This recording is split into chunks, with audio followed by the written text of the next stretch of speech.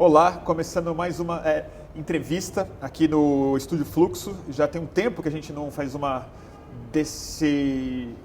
nessa forma aqui, sentado no nosso estúdio. Nos últimos meses a gente fez mais os nossos passeios na rua, no programa Cortex, que a gente estreou no começo do ano. Mas a gente volta e estou muito feliz que a gente volta por algumas razões. Uma é avisar que essa vai ser a última entrevista que a gente faz nesse estúdio. A gente está de mudança do fluxo. A próxima já será no nosso novo espaço. A gente fala um pouco mais sobre isso no próximo mês. Mas principalmente por causa do nosso entrevistado hoje, um político de larga trajetória. A gente vai falar muito sobre isso. Estava nos últimos anos relativamente silencioso, mas nos últimos meses, em função da gravíssima crise política que a gente vive, ele reapareceu não só em meios de comunicação, em palestras, mas principalmente nas timelines e nas redes. Estou falando de Ciro Gomes, está aqui do meu lado, recém-filiado no PDT, a gente vai falar um pouco sobre isso, prefeito de Fortaleza, governador do Ceará, deputado estadual, deputado federal, ministro do Lula, ministro do Itamar Franco e hoje agitador, um militante, como ele gosta de falar, tentando esclarecer, né, e falar um pouco sobre o momento que a gente vive. Então, Ciro, brigadíssimo pela presença aqui. Queria começar me recordando de algo que você falou um pouco antes do impeachment ser votado no Senado, que só um milagre salvaria a Dilma de perder, de ser afastada, e esse milagre seria o povo indo às ruas em número suficiente para impedir isso. Isso não aconteceu. Até no dia da votação foi mais gente defender o impeachment do que se colocar na oposição. Mas de lá para cá, tudo o que não aconteceu foi a estabilidade que muita gente esperava que o Michel Temer fosse capaz de colocar no país. Hoje, você acha que a Dilma, para voltar ao poder, precisa de um milagre ou o Michel Temer já está cavando a própria cova? Não, a necessidade ainda, Bruno, eu agradeço a você a oportunidade de falar aqui com essa imensa legião de não sei como é que vocês chamam, espectadores, né? E acho que essa é a grande solução para esse monopólio nepotista da mídia brasileira, essa coisa meio autoritária de regulação, de cima para baixo, isso nunca me encantou, mas de qualquer forma nós precisamos construir um caminho de democratizar o acesso à informação, que é uma essencialidade da democracia. Não há democracia sem informação, não haverá um anjo vingador que vai descer do céu e bater o chicote e consertar as coisas por nós. Repare, o milagre ainda é necessário, a cara desse milagre ainda é a presença forte do povo, demonstrando para a estrutura representativa que não aceitará a consumação do golpe, e também é verdade que o desgoverno do golpista traidor Michel Temer está dando argumentos agora mais concretos.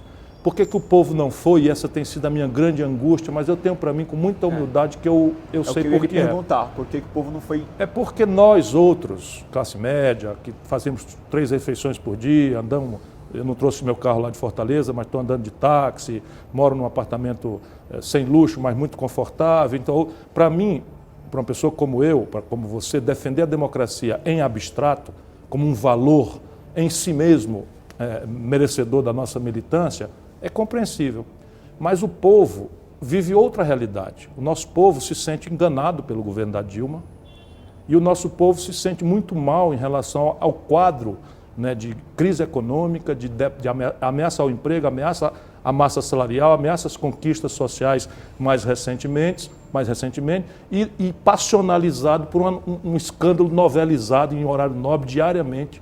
Lembrando que o nosso povo tem um 3º turno de trabalho dentro dos ônibus, indo e voltando para casa, 1/4 dos nossos jovens está desempregado e chega em casa ou procurando emprego, ou perdendo emprego, ou com essas angústias do posto de saúde que não funciona. A sua rotina, né, da violência que mata de forma genocida a meninada pelos bairros pobres das grandes cidades, aí chega em casa, liga a televisão, na esperança de ver a Patrícia Pilar, assim, né, fazendo um belo papel e o que toma notícia é Eduardo Cunha, Romero Jucá, gravação para cá, bilhão para lá.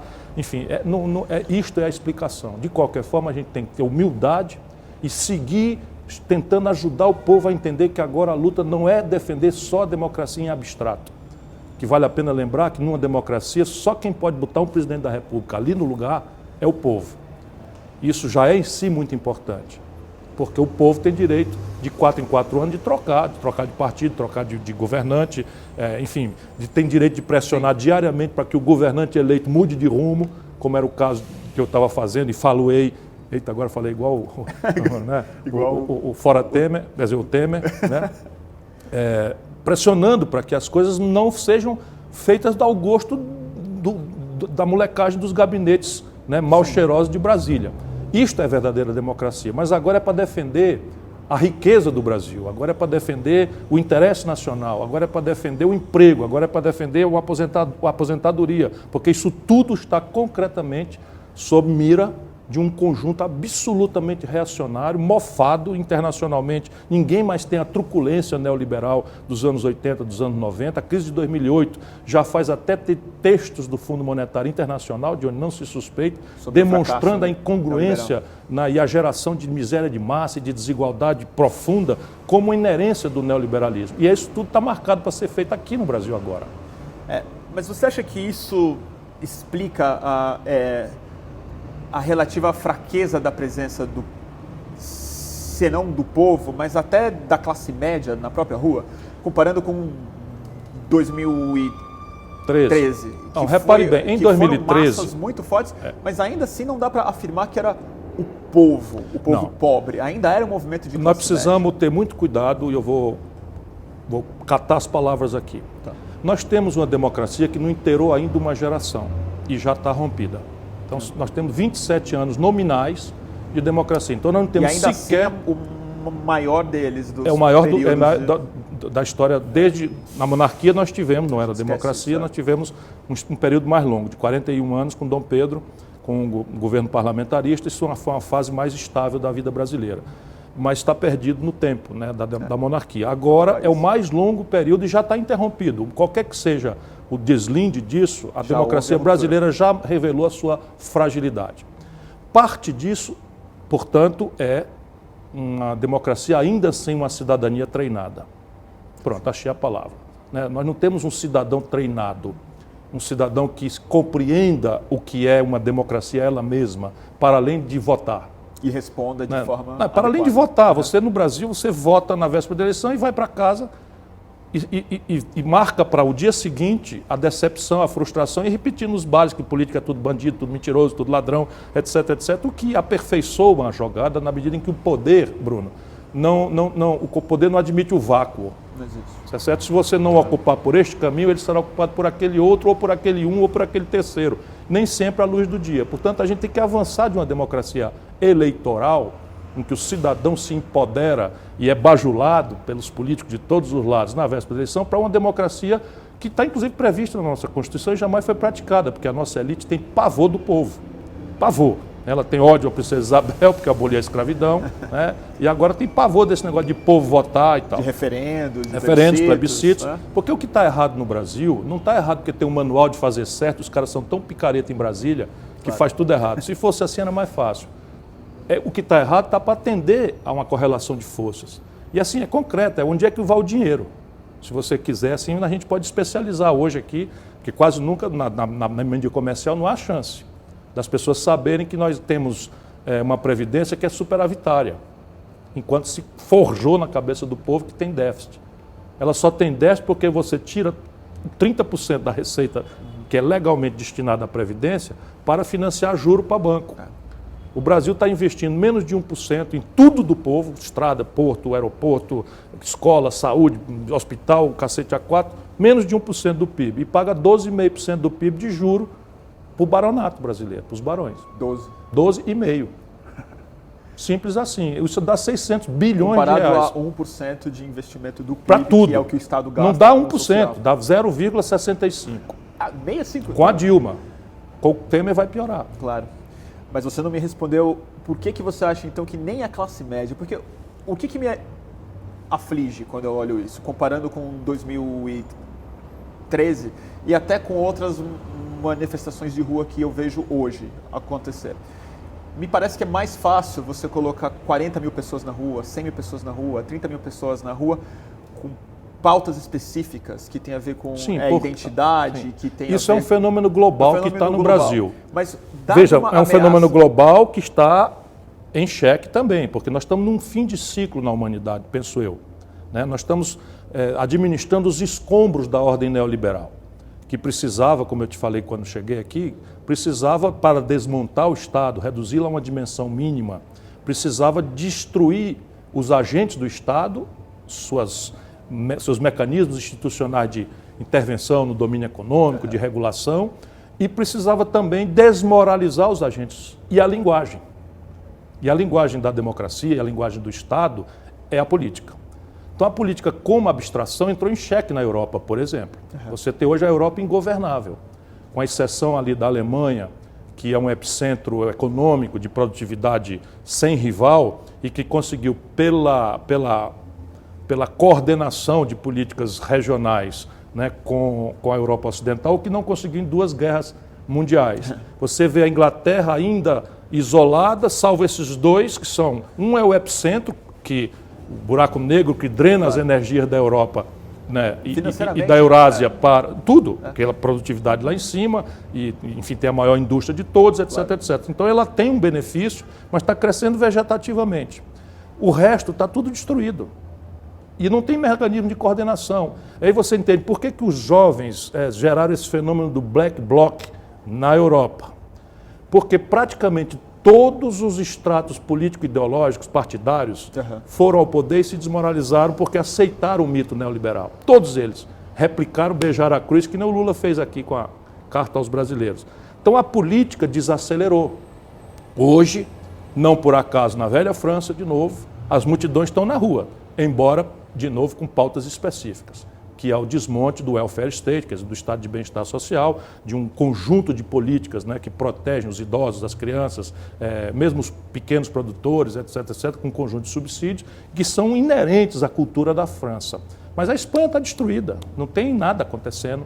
Ninguém lembra quem é o nome do chefe de governo da Itália, porque a quinta economia do mundo está irrelevante. A Irlanda destruída, Portugal, país triste, eu tenho dor, né, no coração, porque meu avô português, o nosso país deve ao gênio português, a negada chama de burro, é o gênio português que criou essa potência chamada Brasil, enquanto a América Espanhola implodiu em 1000 pequenos e irrelevantes países no mundo. Né? Mas e como você acha que isso se traduz aqui? Lá vai o Romero Jucá. Mas agora é o Jucá. Aliás, o que você acha que vai dar esse mandato aí? Nada, né? Eu acho que o Eduardo Cunha vai preso, não por este caminho. Por qual? Esse agora de botar o pacote junto. Sim, mas qual caminho você acha que ele vai ser preso? Não, é a obstrução da justiça, mas não por esse caminho de pacotar de cassação, junto. Porque, repare, nós estamos atropelando a lei. Eu adoraria, tanto que eu brinquei aqui, adoraria ver, porque para o povo brasileiro é catártico, né? É preciso dar cabeças, né, para o povo voltar a acreditar no sistema, de que há justiça, de que a justiça não é só para ladrão de galinha, não é só para matar criança de 10 anos, ainda que tenha ou não pólvora na mão, pouco me importa. O que me choca é você aceitar como natural que não haja nenhuma alternativa para você desarmar uma criança que seja, e há muitas, infelizmente, hoje precocemente armadas, estou falando desse caso que aconteceu em São Paulo. Sim. Enquanto isso, os brancos, né, os engravatados de Brasília acontecem impunemente. Então é preciso fazer, mas tem que ser severo na lei, porque toda vida que a gente fraqueja, gostando que faça com os outros, acaba vindo para cima da gente no futuro. Como eu disse ao Lula, esse filme velho aconteceu aí em 1998, quando eu fui candidato a presidente. Fernando Henrique mentiu, que nem a Dilma, desvalorizou o câmbio depois que se elegeu, veio a inflação, veio juro alto, veio desemprego. O que faz o Lula?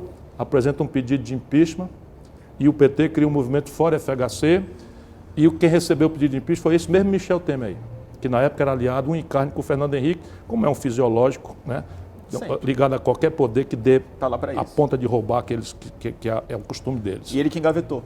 Ele engavetou. Mas eu fui ao Lula, muitas vezes, escrevi, dizia, isso é um erro grave, remédio para governo ruim, para governo mentiroso, não é impeachment.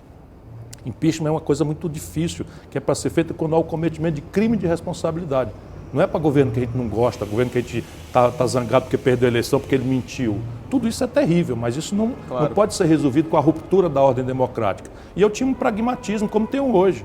É porque no dia que a gente for mexer nas coisas, vão querer derrubar. E não vão derrubar dizendo que ele está querendo tirar os 600 bilhões das 10 mil famílias abastadas do baronato financeiro para botar na saúde, para botar nas... Não, eles vão dizer o seguinte, vão pegar um picareta qualquer que vai roubar, sempre aparece um, né? Mesmo você, né, sendo sério, vai aparecer um lá embaixo. Aí o cara pega aquele, gruda, aí inventa uma gravação, não sei o que e tal, e o povo que já está de saco cheio e está predisposto, cai na esporrela lá, vai o cabo sério ser demitido, como é o caso da Dilma. Então, o que me volta à pergunta que eu te fiz no começo. Um é o milagre do povo ir para a rua. Amanhã, que é sexta-feira, até a gente vai pôr esse papo no ar, deve ter acontecido já algumas manifestações amanhã, dia 10. Tem muitos atos chamados no país todo. Mas o impeachment da Dilma era para cumprir um pouco essa função de catarse que você falou, que é super importante mesmo, que haja de alguma forma. Essa catarse não aconteceu. Não. Ninguém foi para a rua. E está se sentindo, pelo menos de fora, eu sinto que começa a haver um incômodo político mesmo, que não é simplesmente o incômodo do povo, mas o incômodo em Brasília, flagrante. Gente que votou a favor do impeachment no Senado já se sentindo um pouco enganado, um pouco desacostumado ali com o seu próprio eleitor. E arrisco falar, queria ouvir o que você acha, como que os agentes econômicos estão entendendo que também não é tão interessante assim que o Michel Temer se mantenha mais 2 anos no poder. Você acha que esse jogo tem chance de virar no Senado? Tem. É remota. No momento em que eu lhe falo, a chance é remota, porque os políticos eles não estão preocupados com moralidade. Eu diria a você que nenhum deles. A gente já entendeu nenhum isso deles, bem, né? Nenhum deles. Eles não estão preocupados com... Estão de olho, o que é uma coisa humana, né? O primeiro instinto do ser humano é a sobrevivência. Então a preocupação central é a sobrevivência. Então, por isso que você está amolegando, a gente chama assim no Ceará, está descompactando essa imensa maioria que se formou contra a Dilma. Esta imensa maioria, entretanto, Bruno, ela não se formou a favor do Michel Temer. Claro. Não é verdade, ela se formou contra a Dilma. E se formou em 3 blocos, para a gente entender por onde a gente pode ajudar a descompactar. Tá. E a Dilma não ouviu as 1000 vezes que eu fui lá tentar ajudá-la com a minha vivência. Quando ainda não tinha se desenhado o monstro, a gente tinha 1000 chances de compreendêssemos esses blocos. O primeiro bloco é quase metade do país que não votou com ela, votou com a Aécio. E que depois se sentiu enganada porque a marketagem da eleição transformou vis-à-vis a prática do dia seguinte da eleição da Dilma numa grande mentira. E a coisa que invadiu de forma absolutamente violenta a casa do brasileiro mais simples, mais humilde, mais despolitizado, via tarifaço de energia elétrica em São Paulo, 72%. Via preço da gasolina que meteu na cabeça de todo taxista do país essa mensagem para dizer, porra, eu votei e os caras não esperaram nem o defunto esfriar, já me mandaram a traição amarga e tal. Eu sugeri para ela que ela fizesse uma fala para a população, pedindo desculpas, ou, não precisa, né, explicando o que aconteceu, enfim, e que tomasse o telefone e ligasse para o Aécio. E o chamasse a Palácio, publicamente, para trocar uma ideia com ele, para ver se o diálogo civilizado pudesse desarmar essa bomba. Não é? Por quê? Parênteses, o Aécio está indo para o fundo está indo para o ralo, porque na tragédia grega brasileira precisa destruir também a cabeça do outro lado, que é para aperfeiçoar a tragédia. E também estava visível isso, porque eu vi. O Ibsen Pinheiro pilotou o impeachment do Collor e depois foi caçado, inocente, entendeu? Eu cansei de ver. Aí quem foi? Enfim, o Brasil é sempre assim. Você faz um lado que esse teatro da elite brasileira sempre precisa simular, a Globo precisa fazer de conta que é isenta, que é equilibrada. Então, era flagrante que o Eduardo Cunha e o Aécio iam porrá-lo também. Mas eu sugeri a ela lá atrás, faz mais de ano, né? Chama o Aécio, chama para conversar. Porra, é assim que se faz. A política é diálogo, é conversa. O que pega é catapora. Travou. Acho que a petezada não deixou, não sei o que e tal. O segundo bloco, e onde a Dilma também não é muito dada a esse tipo de política, não é treinada, né? Ela não é treinada, mas ela enfim, acredito que gostou da minha sugestão, e eu devo a outras pessoas, porque é conversar. Eu era um flagrante, agressivo adversário do Fernando Henrique, e no auge, na iminência das eleições, eu candidato a presidente em 98, ele sabia que eu estava com a ponta da mão na máscara dele, que eu ia tirar a máscara dele, me chamou a palácio, publicamente. Eu tive aquele momento de perplexidade, o que eu faço agora? Banco mal educado, que se recusa, no meio de uma crise tremenda, a dialogar com o presidente da República, só porque sou dele adversário, ou vou lá bailar com o Fernando Henrique para ele fazer de conta que é o estadista. O mal menor é ir. Ainda saí de lá, ele me acusou de ser responsável por uma corrida bancária, que ele provocou com os amigos dele. É do ramo, é do ramo. Mas neste caso não aconteceria, porque o Fernando Henrique é outra conversa em matéria de sofisticação. Eu odeio a prática e o que ele traiu, a traição que ele fez ao Brasil, mas ele é sofisticadamente inteligente, preparado e sabe, e está com o dedo no botão do golpe, inclusive para tirar. Porque ele sabe o que está acontecendo. Ele sabe. E eu quero até especular aqui o que daria se o Michel Temer de fato só sobrar. Eu vou especular consigo, se Vamos me permitir. Lá. Mas o outro bloco é o desastre econômico. Esse é onde eu estou. Eu sou eleitor da Dilma. Votei nela na primeira eleição, tendo sido preterido, né, pelo meu próprio partido. Aliás, eu fui traído. Que, aliás, eu tenho uma fala sua super interessante de 2009 ou 2010 mesmo, que você fala que o Brasil estaria muito bem entregue para Dilma ou para o Aécio. Sim.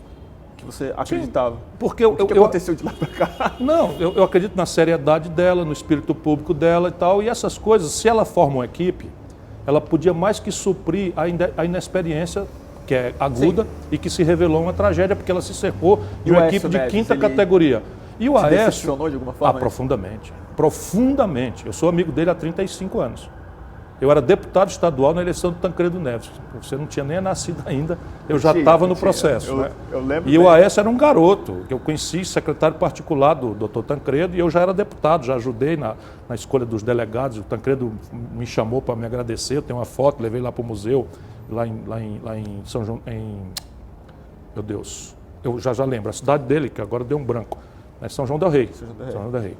Eu fui lá, entreguei para a Andréa lá, o museu tem lá essa foto, eu com o Tancredo, doutor Ulisses e tal, imagina. Como fui amigo do Montoro, do Covas, porque eu comecei muito cedo. Eu estou com 58 anos hoje, mas eu tinha 25 quando fui a primeira vez deputado. E é essa data que eu estou falando. Do PDS. Enfim, fui, porque meu pai era prefeito, veio a vinculação de votos, e eu me filiei na véspera, me elegi e fui para o PMDB, onde foi muito pior.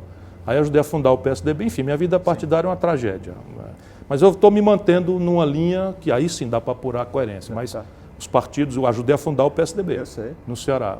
E era um partido social-democrata, que tinha uma linha progressista, arejadíssima e tal, virou a cunha neoliberal mais perversa no Brasil, com um programa de privatização tisnado de ladroeira, de corrupção, com um PROER, que é um escândalo de bilhões de reais do dinheiro público para sanear passivo de bancos que ganharam horrores. Aí eu rompi, fui embora, larguei a política, fui ser intelectual, escrever lá na Universidade de Harvard, nos Estados Unidos, e larguei mesmo. Depois voltei e entrei no PPS com 2 deputados, para começar um processo mais de formação de opinião, que é ao que eu estou dedicado hoje, do que propriamente candidatura.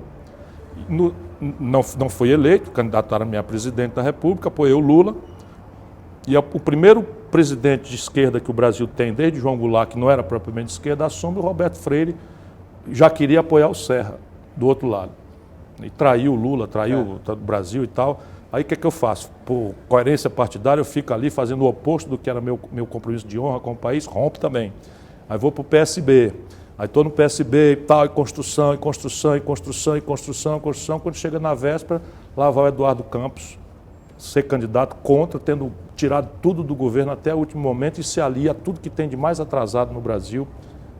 Para mim não dá. Então eu vou ficando na minha linha e até o dia de encerrar, que é o que eu estava com vontade de fazer. Mas deixa eu voltar à tese aqui. O consenso, a maioria contra a Dilma. O eleitor enganado, metade do Brasil quase.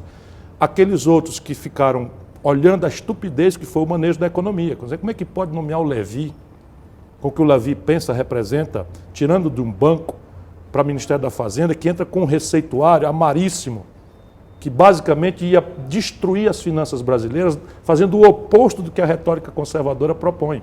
Por quê? Porque agora eles fazem toda a carga na despesa pública.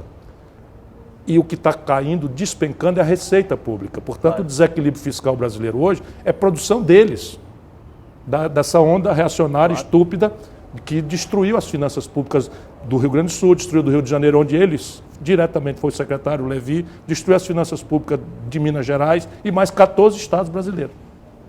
Então, e na população o desemprego sai de 6% para 11% e se projeta para 14% nesse receituário. E o salário... midiática também. Sim. Então, aí você tem, mas você tem uma crise que a gente pode especular sobre a natureza real que ela existe, mas a terapêutica completamente estúpida tecnicamente e completamente reacionária, do seu ponto de vista, de a que senhores você quer servir. Porque governos com a nossa cara, com a nossa natureza, devem ter clarezas de que a que senhores nós queremos servir, porque a vida é dura. Governar um país é fazer escolhas. E ela fez claramente escolha de privilegiar os grandes, os ricos, os barões, em desfavor da maioria do povo mais pobre. Desconstituiu-se. Que daí viria uma estabilidade. Não, que viria a aceitação dela pelos salões, que é o grande erro do petista. O grande erro do petista é achar que os salões vão nos aceitar. Porque ela está sob... Isso é a retórica. Ela está sob um chapéu de Isso é a retórica. Desde que ela Isso é a retórica. Mas tem um terceiro bloco que introduz elementos passionais, né, quentes, no meio da psicologia popular, que é o escândalo novelizado em horário nobre. E aí tem uma contradição, um paradoxo, que é a Dilma é séria, mas recebeu do Lula um governo com todos esses acordos patrimonialistas feitos assim em cima da mesa. Eu, por exemplo, me afastei deles, não aceitei ser ministro do Lula no segundo mandato, não aceitei ser ministro da Dilma, por muita honra que eu tive de ser lembrado, convidado por algumas vezes, porque eu não aceitava e eu dizia para eles, não vai dar certo. Eu dizia mesmo, vai dar merda.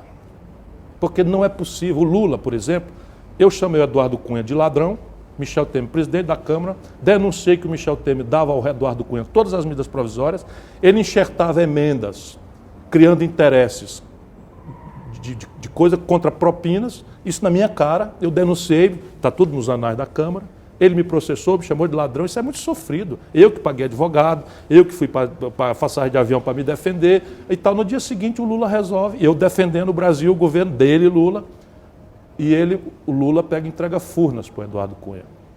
Então o Eduardo Cunha sofreu um upgrade, porque começou Furnas, aí, camarada, a lista do Janot lá, nas contas que já se descobriram, circularam 411 milhões de reais. A imprensa só deu o saldo. Isso que a gente já sabe. A imprensa falou do saldo. Tem conta em Israel, tem conta não sei aonde, contas que a gente não descobriu nunca, porque está em nome dessas offshores, trusts e coisas que tal dos mafiosos. Não, 411. O que ele fez com isso? Ele guarda 10 para a madame gastar, né? Nas boutiques da Quinta Avenida, do Champs-Élysées, em Paris e Nova York, e 400 ele distribuiu para os 250 picaretas que dão a ele sustentação e subverteu o sistema. A Dilma entregou a vice-presidência da Caixa Econômica para este marginal. E numa propina que já está aprovada, e o povo brasileiro não sabe ainda, num projeto chamado Porto Maravilha, de um negócio chamado FGTS, esse Eduardo Cunha recebeu 52 milhões de reais. Aí, doutor, a gente vai enfrentar essa canalha, né, chamando o povo para defender a democracia em abstrato. Então esse é o terceiro momento, o povo não é burro. A Dilma não é corrupta. Mesmo o Lula, que tem uma moral frouxa, não vejo como sinal de corrupção o cara ter uma fuleiragem de um triplex numa praia fuleira, sabe, cafona, de Guarujá, que é uma cidade linda. Isso é sintoma de frouxidão moral. Mas um presidente do Brasil, se fosse corrupto, é bilhão, não é negócio de centenas de milhares de reais. Se o seu apartamento fosse num lugar mais chique, talvez não. O Fernando Henrique tem um. Paris, né? Paris. Deu um para o filho em Barcelona. Se fosse em Nova York, talvez não fosse tão escandaloso. O Eunício Oliveira tem um em Nova York, no nome de uma laranja, de uma empresa dessas de Araque e tal. Todos eles têm esses sintomas eloquentes. Entendeu? Mas assim, por nosso lado não pode fazer isso. Então juntou isso aqui, se formou essa corrente contra. Mas a corrente é contra a Dilma, não é a favor do Michel Temer. Essa é a questão. Aí o que é que tem a favor do Michel Temer? Uma aliança muito frágil, experimentará, e apenas vai experimentar o Michel Temer, se ele dará conta de 3 missões.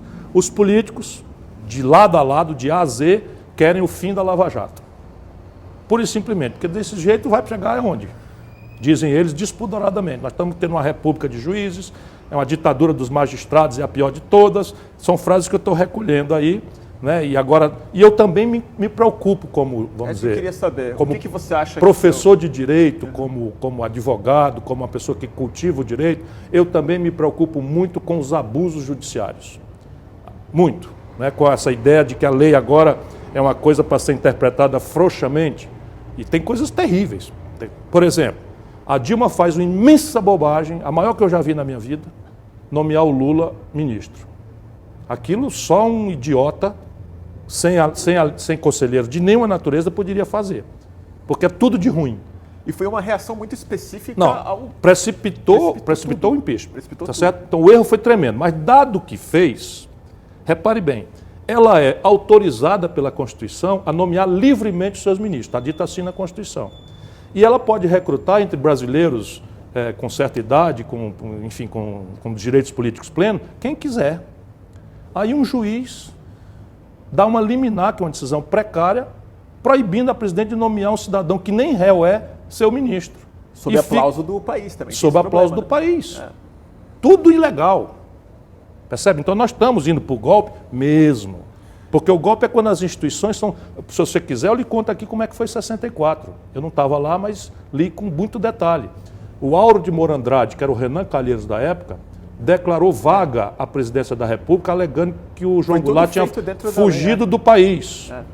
O João Goulart no Rio Grande do Sul. Deu posse ao Eduardo Cunha da época, que era o Ranieri Mazzilli, presidente da Câmara, e esse, como era já depois de 2 anos, e o titular tinha renunciado e o vice tinha ido embora, na alegação do Auro de Moura Andrade, fez uma eleição indireta na Câmara, que é como está na Constituição. Juscelino votou a favor do Castelo Branco, presidente indireto, para terminar o mandato até 65. E em 2 dias o Supremo Tribunal examinou e aprovou. Hoje tem alguém que tem dúvida que 64 foi um golpe?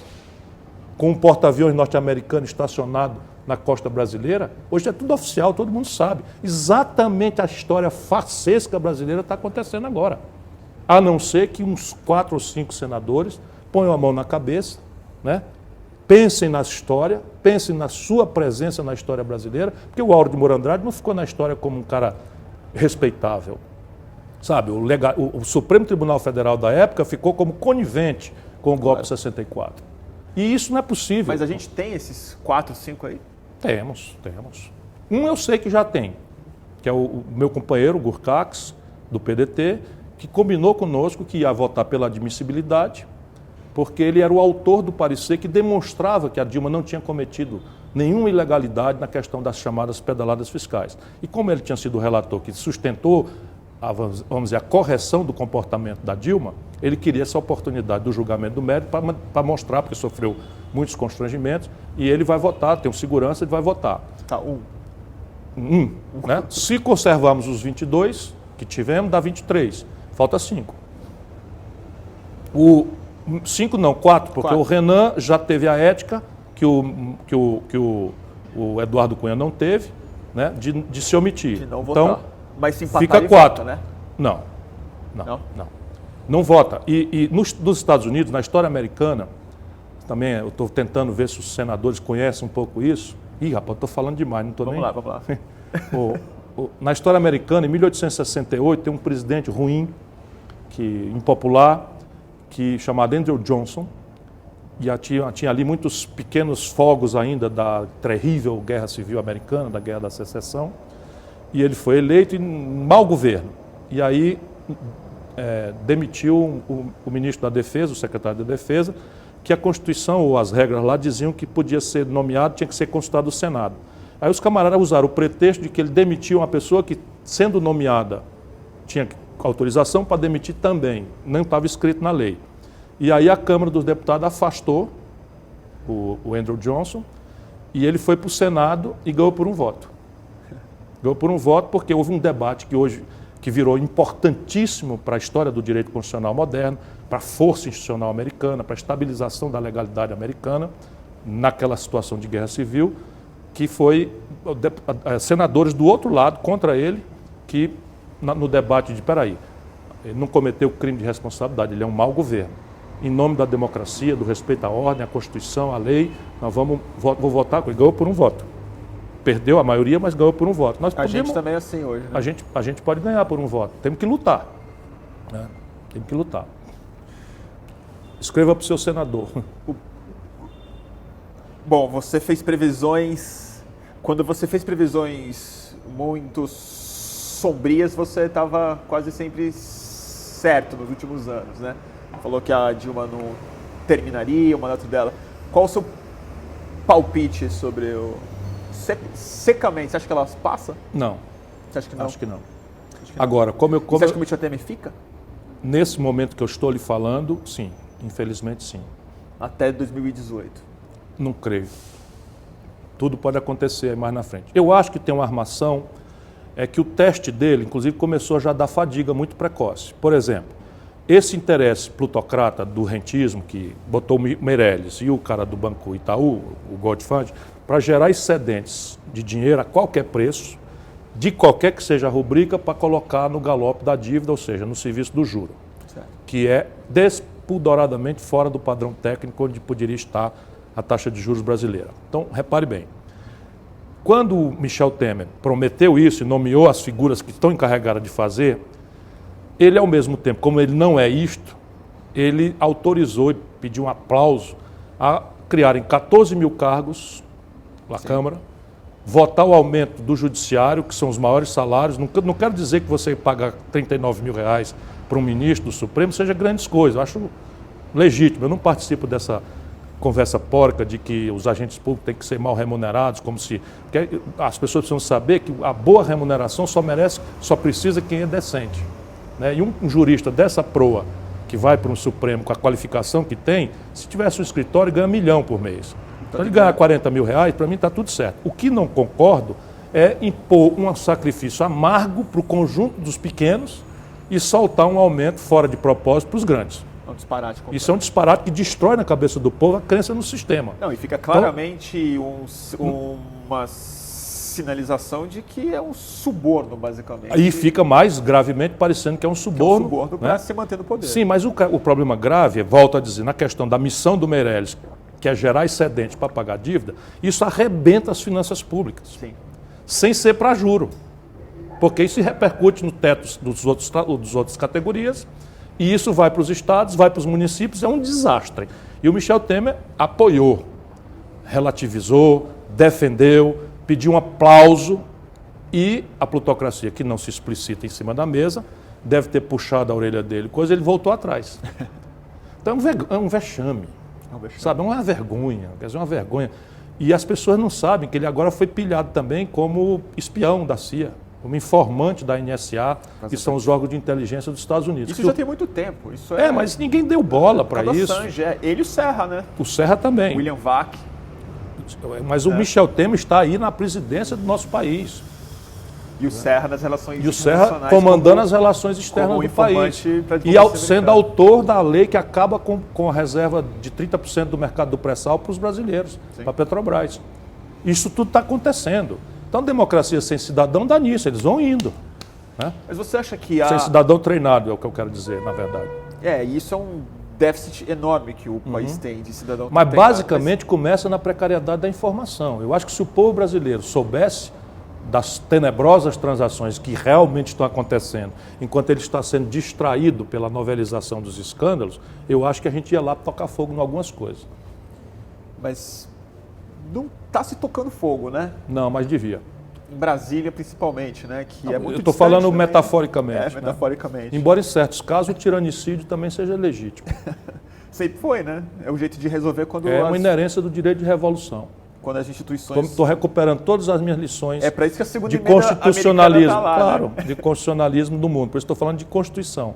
Porque, repare, se você tem um assalto desta centralidade nos valores centrais da afirmação da soberania nacional, nós precisamos, por exemplo, esclarecer se é verdade ou não um gravíssimo e até hoje não desmentido boato ou notícias de que o Macri teria acertado com os americanos a assentar 2 bases em território argentino, uma em Ushuaia, olhando para a Antártida, e outra na Tríplice Fronteira, que é olhando para o Brasil. Para que isso? Para que isso? já me constrangeu muito que bastou a gente formalizar as reservas do pré-sal, que são $1 trilhão a qualquer preço. Eles recriaram a quarta frota, que é estacionária no Atlântico Sul. Então, assim, para que isso? Eu não estou defendendo nenhuma briga com ninguém. Nossa tradição é ocidental, nossa cultura é de relacionamento na Pan-América, não tem nenhum problema com isso. Eu não quero trocar o imperialismo americano pelo imperialismo chinês, por exemplo. O que eu quero é uma ordem internacional multipolar que respeite os princípios do Barão do Rio Branco, que o Serra está sentado na cadeira dele lá, sujando essa tradição, né? Fazendo imundície na cadeira do Barão do Rio Branco, né? Que é não intervenção, autodeterminação dos povos, solução pacífica dos conflitos e uma ordem internacional multipolar assentada na lei, na paz, na solução pacífica dos conflitos.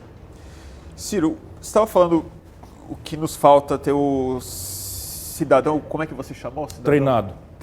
Treinado em democracia.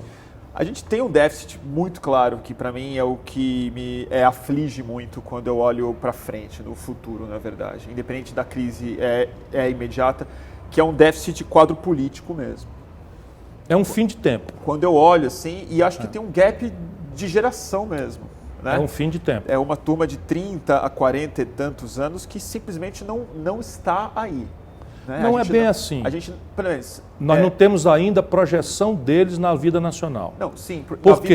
Na vida eletiva mesmo. Quer dizer... Mesmo na vida, não, mas eletiva você tem. Você, por exemplo, vou pegar ali, vamos lá, pegando aqui, tal. O governador do Ceará, Camilo Santana, tem futuro. O prefeito de Fortaleza, são jovens que eu tenho ajudado para renovar, e o Ceará achou seu caminho, né, de renovação. Então, um é do PT, o outro é do PDT. Né? Derrotamos essa canalha toda.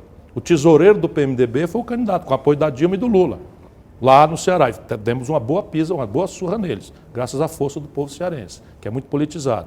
Aí você vai vindo, o prefeito do Rio Grande do Norte é um quadro, tem futuro. Aí você desce em Pernambuco, o prefeito do Recife, Geraldo, que é do PSB, tem futuro. Mas eu acho que o Haddad em São Paulo tem futuro. O Haddad está pagando um preço, né, do São Paulo ser o epicentro da negação do PT, mas ele comparado, ele primeiro é um quadro. Ele foi ministro, eu vi ele atuando como ministro da Educação, foi um dos melhores ministros da Educação com quem eu convivi nesses meus longos anos. Coisas importantes, né, meritocráticas e tal. O Haddad faz uma administração em São Paulo que, se você olhar para o que interessa, né, os motoristas de táxi estão zangadíssimos, mas ele pega e faz o quê? Ele faz uma opção por uma cidade mais humana, né, menos assentada na propriedade individual do automóvel, que ele está adiantado 20 anos do seu tempo, ele talvez não tenha habilidade, a malícia política, tem o oportunismo do planeta todo atuando contra ele, desde dentro do PT e até a Marta Suplicy. Que caiu na cabeça dele, né? E teve junho, que caiu na cabeça dele aqui. Tem tudo contra, mas repare bem, ele está terminando o mandato sem um único escândalo. Se as pessoas estão preocupadas com decência, eis aí, fora da retórica, estou falando de um quadro. Vai lá, que ele possa purgar, agora espero que não se cometa o equívoco, né, mas aí eu volto de eleger essas coisas horrorosas que estão se oferecendo contra ele, que às vezes na eleição majoritária você vale por si, mas vale pelo que nega. Em São Paulo tem uma tradição. Se São Paulo dá a vitória, a Marta Suplicy, que tem da história que teve, se alinhou a esses canalhas golpistas, corruptos como ela se alinhou, para mim ela perdeu o respeito até pessoal. E Celso Russomano também é outro quadro. Você imagina. Agora estão aí garantindo, aliados ao Michel Temer, a impunidade do Eduardo Cunha com a tal tia não sei das quantas. Né, como é o nome dela? Preciso dizer aqui para o povo saber. Tia Heron, a senhora tem uma chance de ser respeitada, senão a senhora vai ser culpada na Bahia e ninguém vai perdoar você, não. Votar por esses calhordas aí é proteger o Eduardo Cunha. Se votar é porque recebeu dinheiro. Ou foi orientada pelo... Recebeu dinheiro. Essa turma recebeu foi dinheiro. Os 10 lá que votaram com ele, tudo tem o rabo preso porque o Eduardo Cunha deu dinheiro para eles. Agora, todos os quadros que você cita como futuro político possível estão no executivo. Sim. Você acha que existe uma nova geração parlamentar se formando? Porque a impressão que dá também é o seguinte, que é a pergunta que te fazem sempre, eu não vou repeti-la, mas ela me aflige também, que é, por mais que a gente eleja um presidente com uma cabeça, com uma história, com uma força, com moral, com o preparo, a gente está sequestrado por uma situação parlamentar que é cristalizado, é muito fato. difícil de mudar. Eu me lembro de uma frase do Eduardo Cunha, queria que você comentasse ela. Ele falou no Roda Viva, assim que ele virou presidente da Câmara, eu assisti o Roda Viva, o atual Roda Viva, super antipetista, muito reacionário. Entrevistou ele perguntando sobre o impeachment, ele se colocou contra o impeachment. Isso, que era golpe. Mas ele disse a seguinte frase que eu nunca me esqueci, ele falou que fala-se isso por aí, mas quando ouve dele tem uma outra força, que a Constituição brasileira é parlamentarista e o regime é presidencialista. É fato. Foi ali que caiu essa ficha de que ele está agindo como primeiro-ministro. Eu testemunhei essa virada. A Constituição brasileira foi desenhada em 88, eu sou parlamentarista, ajudei a fazer isso. Né? Era, porque o povo me derrotou num plebiscito, num referendo, e eu sou democrata mesmo. Então, eu tenho a crença de que se o povo diretamente votou e não aceitou, nem sequer uma emenda do poder derivado é viável. Portanto, o poder constituinte original deu ao povo a faculdade, como eu gosto, e o povo votou contra minhas convicções. Então, mas nós vínhamos desenhando uma Constituição parlamentarista. Nós tínhamos um protagonismo, o Serra, Montoro, Fernando Henrique, o Ulisses era presidencialista. Nós outros, o Ulisses era. Mas ele, oportunisticamente, com todo respeito, né, a ausência do morto, ele queria emascular os poderes do Sarney. O Sarney era o presidente, pela tragédia da morte do Tancredo, e o doutor Ulisses era o tutor. Então foi aceitando, apesar de ser presidencialista, foi aceitando essas podas que nós íamos fazendo nos poderes do presidencialismo a futuro para podar o Sarney e ele ser o tutor, como foi. O tutor do Sarney, que aguentou o pão que o diabo amassou e acabou cumprindo um papel relevante enfim, ajudou a dar a virada para a democracia, que era muito frágilzinha ali. Você imagina, frágil como é hoje, imagina aquela hora ali, a gente ainda conversava, morreu agora meu querido amigo Hélio Garcia, né, a gente ainda conversava sobre um risco de uma eventual recrudescência do militar e tal, que revelou-se um temor infundado, porque, entre outras coisas, o Sarney ajudou. Por isso que, inclusive, eu poupo um pouco o Sarney, porque testemunhei isso. Não gosto nada dele, eu gosto do Flávio Dino, né, que é um sopro importante que eu devia ter mencionado logo aqui, de renovação. Vem do parlamento, está no Executivo maranhense, fazendo um bom trabalho, apesar da memória trágica que recebeu, e são quadros, né, que são quadros que, embora o hiato, você tem razão, e eu tento explicar do meu ponto de vista também por quê. Tá. Então, repare bem, quando eu perdi a linha do que nós estávamos querendo falar, porque eu quero voltar a essa coisa da liderança. Do parlamentarismo. Sim, então a Constituição era parlamentarista. Porém, na virada final, o Sarney jogou bruto mesmo, para restaurar o presidencialismo e os 5 anos. Ele tinha um mandato original de 6, a Constituição. Quando ele fez isso, não tinha mais tempo. O Ulisses queria terminar a Constituição, queria assiná-la, senão ia ficar sem mandato, sem ser ele o presidente, e foi uma série de coisas. O país já queria promulgá-la. Então ficamos com esse monstrengo aí. Esse monstrengo, entretanto, não impediu o Itamar Franco, né, de governar, sem se aliar a essa calhordice. Não impediu, por isso é a resposta que eu queria dar, não impediu o Fernando Henrique, num primeiro momento, de fazer o que bem quisesse e entendesse. O problema é que ele não quis fazer o que importava para o país. E não impediu o Lula de fazer, no seu primeiro mandato, sem fazer aliança com essa tropa, de governar. Como lá atrás, aí é outra Constituição, mas também houve muito esforço de golpe, etc., até atentado contra a vida, o Juscelino governou. São os 3 únicos que terminam o mandato na democracia verdíssima do Brasil, do pós-guerra para cá. A regra é o golpe, a regra é o autoritarismo. Só 3 presidentes, Juscelino, Fernando Henrique e Lula, terminam o mandato, né, não sem sofrer pedido de impeachment, tentativa de golpe, escândalos, etc., etc. Portanto, quem quiser reformar o Brasil precisa saber que a lógica é esta. Então ninguém tem a crença de que eu ofereço... Que o mandato está ganho, né? Não, e que eu ganho, vou oferecer um mar de rosas, uma paz. O que eu ofereço é uma experiência de manejar essa contradição. Dado que eu já fui prefeito, manejei vereadores, fui governador, manejei deputados estaduais, fui ministro da Fazenda, fizemos o Plano Real, que mexeu com um monte de coisas, e manejamos o Senado. Eu me lembro de um confronto que eu tive, ministro da Fazenda, com o senador Ronan Tito, do PMDB, claro. Enfim, e você vai... Isso é um misto de entendimento, negociação e confronto, mediado pelo povo. Não é confronto violento, é confronto democrático. E o Lula fez isso no primeiro momento. Fez isso. Se ele tivesse aceito a opinião do Zé Disseu, que era um grande acordo com essa canalha do PMDB, eu tinha rompido. Isso é o que a Dilma fez. E eu não sou ninguém.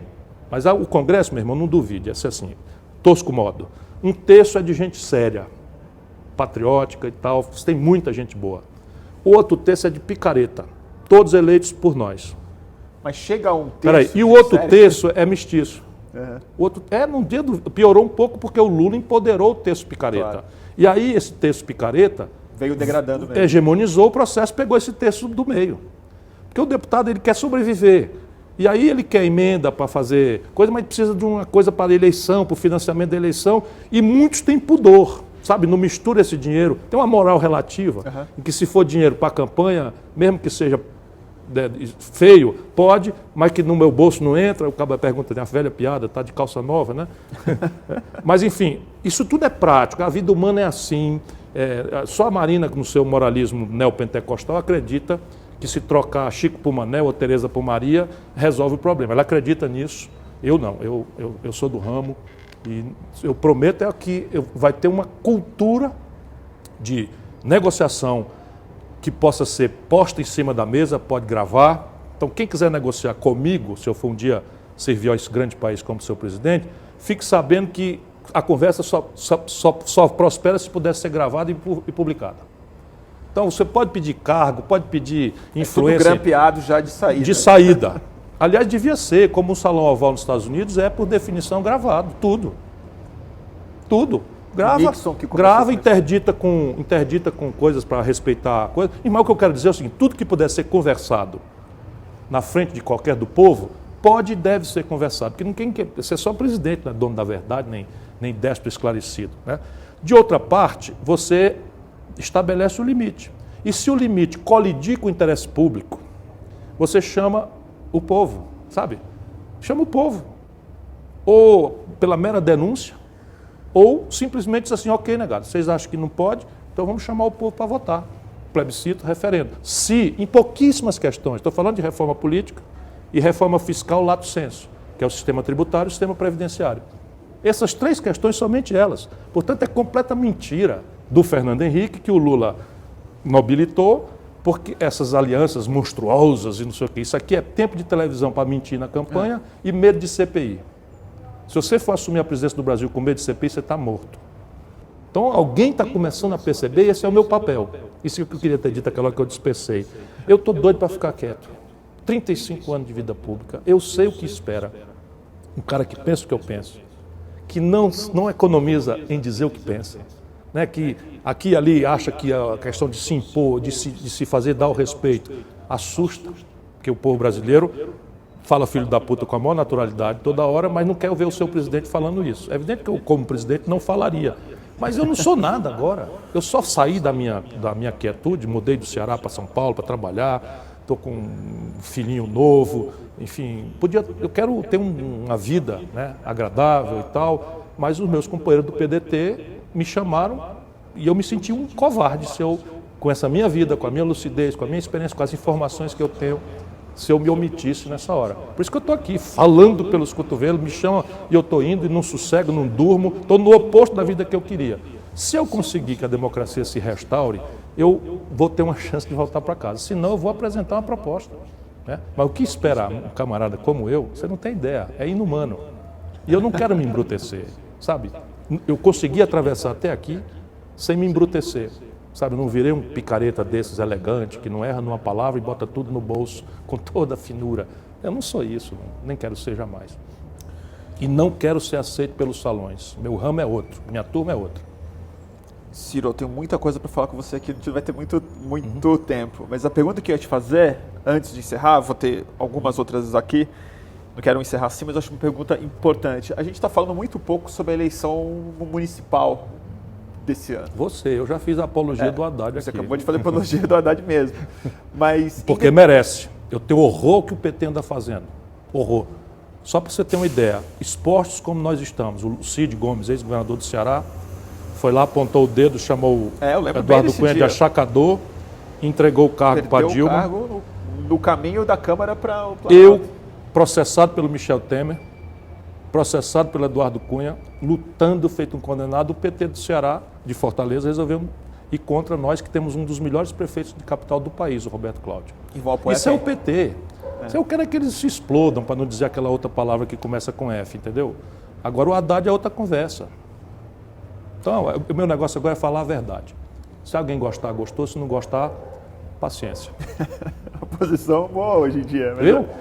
Agora, a eleição municipal desse ano, qual a perspectiva que você tem? Porque a impressão que eu tenho, e muita gente sente isso, é essa onda reacionária subindo na sociedade, que pode ser lido como o reacionarismo, mas pode ser lido também como uma criminalização da política e uma sanha moral, tem tudo, uma coisa tem tudo, mas nós estamos, na mais. verdade, tudo isto é sintoma de um fim de ciclo. Então, repare bem, como eu sou uma velho... Uma coisa é um ciclo acabar e outra coisa é você não ver um... Mas não vai acontecer, não vai acontecer, então não vai ter essa história. O grande vitorioso das eleições municipais é o partido A, B ou C, não vai acontecer nada. Não, eu não acho que é uma questão Ninguém inventa. Não, agora é o seguinte, nós estamos numa onda cripto-reacionária, cripto-conservadora. O neopentecostalismo está se entranhando de forma absolutamente perigosa para a vida brasileira, muito perigosa, né?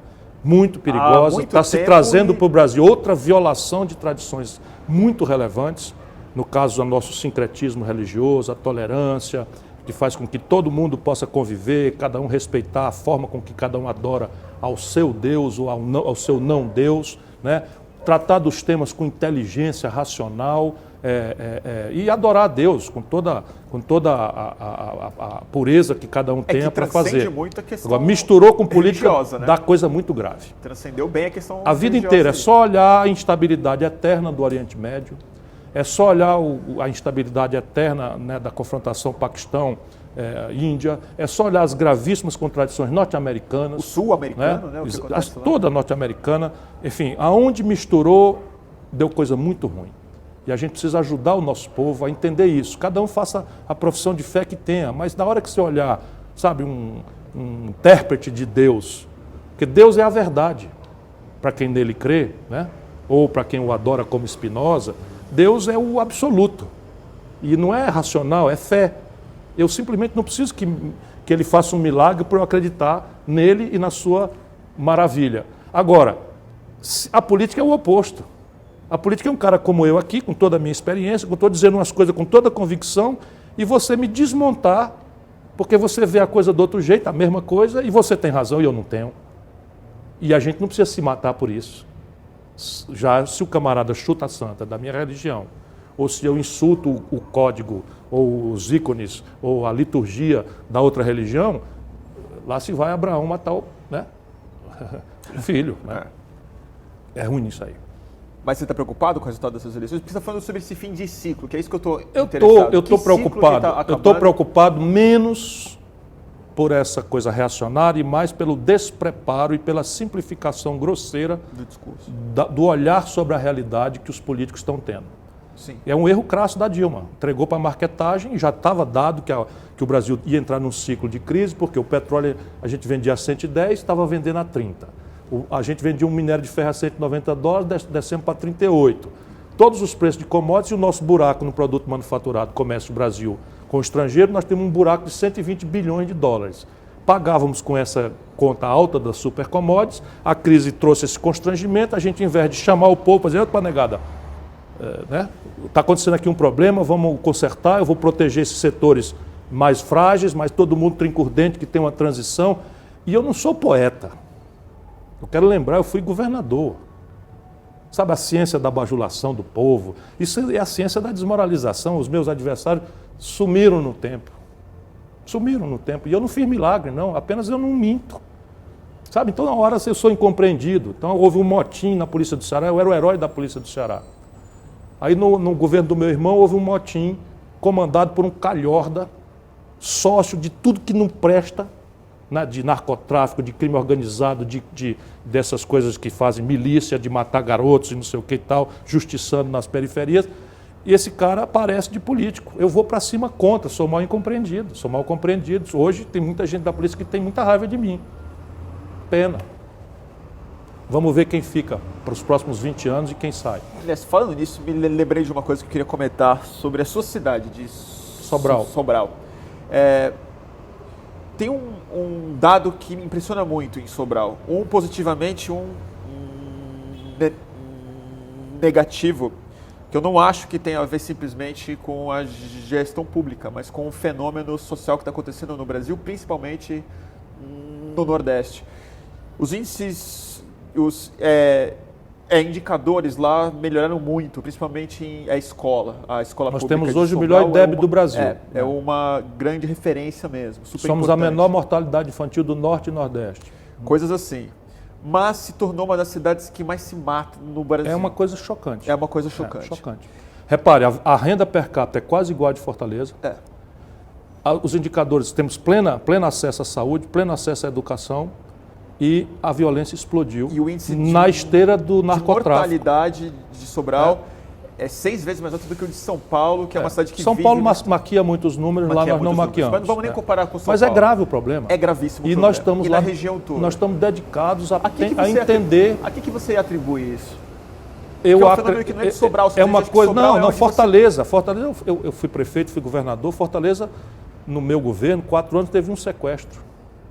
A taxa de homicídio era 18, 19 por 100 mil habitantes. Então, explodiu. Normalmente está associada à droga. E por aí eu estou especulando, mas eu quero confessar, é a minha perplexidade. Né? Com certeza eu sei que chacinar garotos pobres não é a solução, que é o que apareceu lá. Apareceu como solução essas milícias. Outro dia no Curió, que é um bairro pobre, mataram 12 garotos, nenhum tinha passagem na polícia. Grupo de extermínio. Da polícia. Gente da polícia, liderado por esse camarada que era vereador, virou deputado e está querendo ser prefeito. Meu Deus. E assim, apoiado por um lado respeitável da política do Ceará.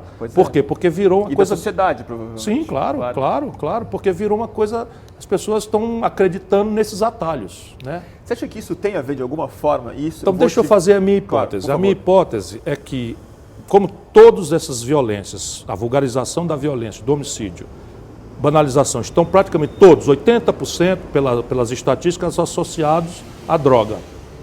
Uso ou controle de território para a distribuição da droga. Isso me remete, então, do homicídio e da violência para esta antecedência, que acontece no tempo que a droga vem primeiro do que a violência. E por que a pessoa tão generalizadamente está indo para a droga? Aí vem a minha hipótese, que é uma contrafação também da perversão neoliberal e da destruição da política. Por quê? Porque a minha geração achava a felicidade no ambiente espiritual. Não estou falando de religião. A gente era romântico, a gente se estimulava na poesia, sim, a gente fazia serenata, a gente gostava de tomar a política. Né? A minha geração se acreditava potente para enfrentar, não era o cabo da esquina, era para enfrentar a ditadura, até os limites da sociedade patriarcal, né, assentada na família judaico-cristã. A monogamia. Nós fomos mandando ver, isso era uma abastança felicitante. Hoje a felicidade foi induzida à população, especialmente os jovens, a referir sua felicidade ao consumo. E o consumo maravilhoso, ele está informado universalmente. O garoto da África, do Brasil, dos Estados Unidos, da Europa, tomando consciência do elemento iconográfico da felicidade consumista, dos símbolos consumistas da aceitação do garoto ou da garota pelo seu grupo. A identidade. A identidade, o que demonstra que eu tenho sucesso no meu contexto referido ao consumo. E eu não tenho dinheiro para isso.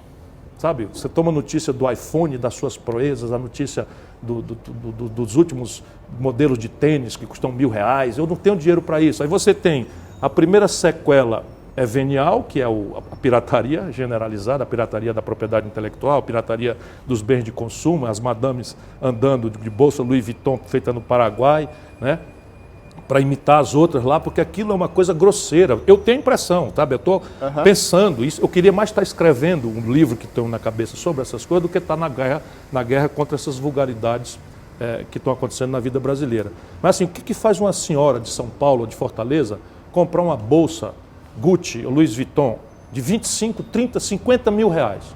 Eu fico pensando, ora, aquilo ela está comprando uma distinção social. Ela quer dizer basicamente, a imundícia, Eu posso e vocês não podem. Ela quer se separar, né? E antes não era assim, antes assim, as pessoas queriam se distinguir porque falavam francês. Eu comecei minha primeira segunda língua foi o francês, depois o inglês e tal. Enfim, era ser reconhecido como, sei lá, um bom orador. Eu sei que tudo isso ficou meio antigo, mas é preciso entender que é aí na minha mente que está a raiz.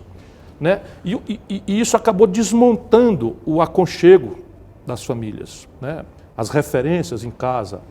Hoje, 70% das famílias têm um chefe, que é regularmente mulher, que está obrigada a ir trabalhar, e que não pode acudir nem o pai, que já foi embora, nem a mãe, na formação psicossocial do garoto. Enfim, eu estou especulando sobre isso, porque eu quero mesmo confessar minha perplexidade.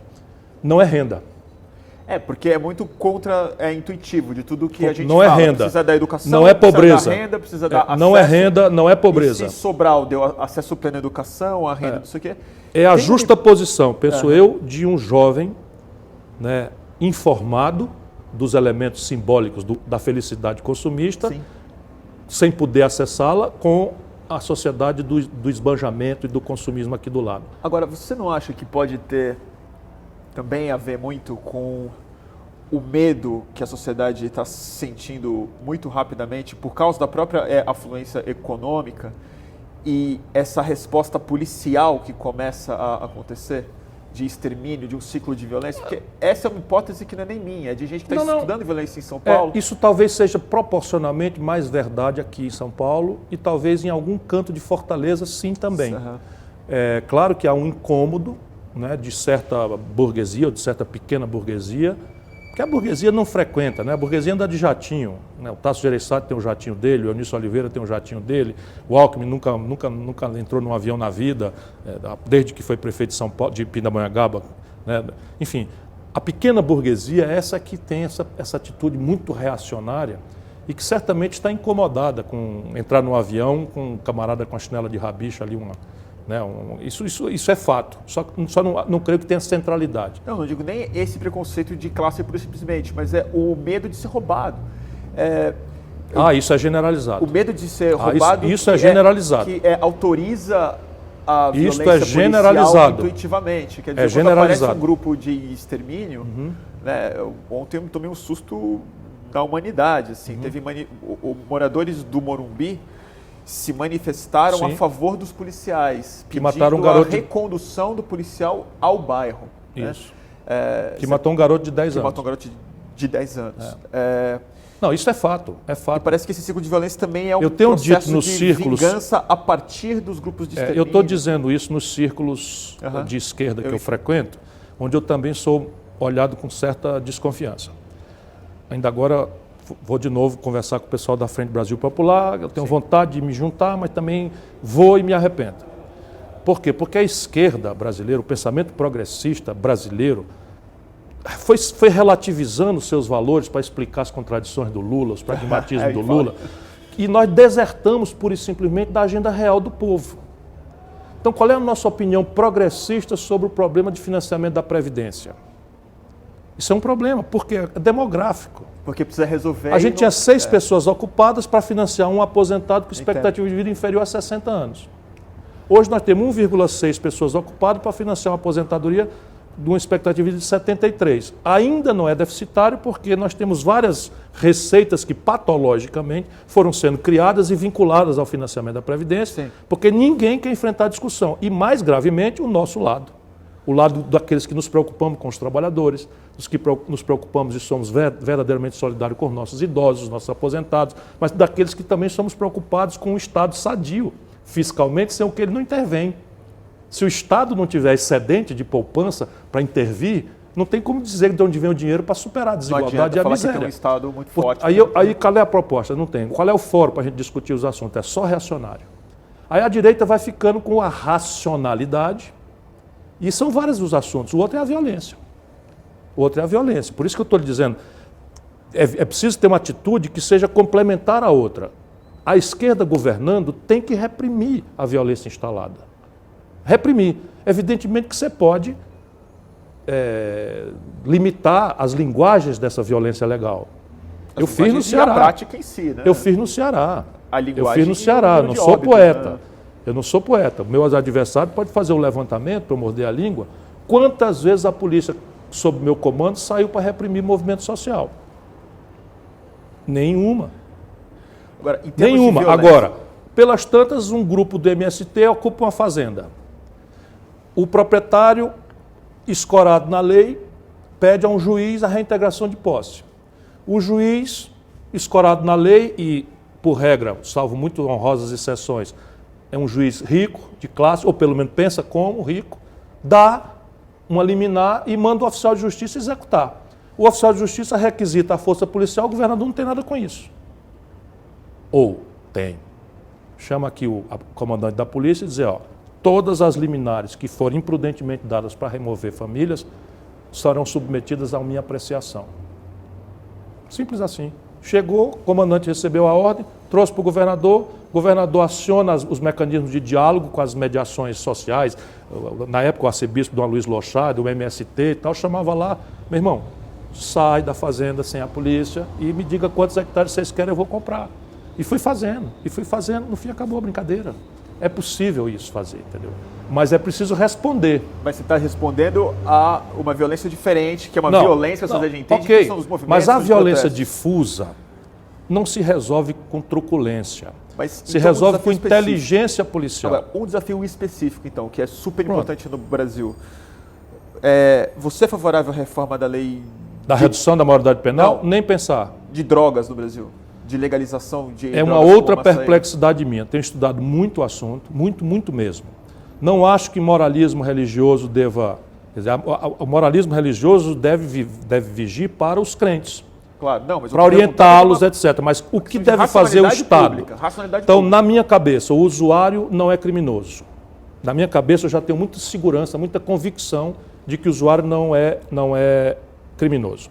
Aí esses calhordas lá dessas milícias, não sei o que e tal, espalham que eu sou usuário, que eu nunca na vida sequer experimentei essas drogas. Eu tomo cachaça, né? Cachaça essa, hein? Moderadamente. Sim, mas é porque eu não tenho vontade. O meu escapismo é outro. Eu tomo cachaça, eu tomo uísque, tomo vodka, tomo rum, de rum não tomo mais. Tomei uma vez um porre tão grande de rum que peguei uma intoxicação, não tomo mais. Mas tomo gin e tal. E não gosto de ficar bêbado, não gosto de sair da minha racionalidade, sou eu. E me basta em muitas outras, o romantismo me comove, sabe?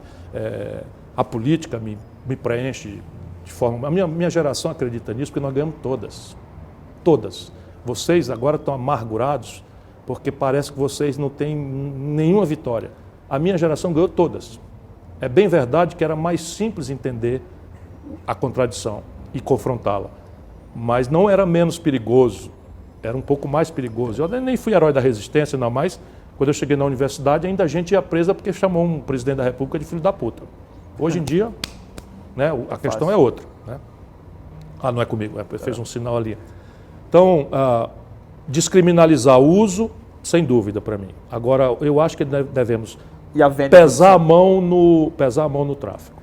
Mas essa minha opinião é completamente provisória. Pesar a mão do tráfico. Pesar muito pesadamente. Agora, e a legalização? Fui olhar as experiências, não funcionaram.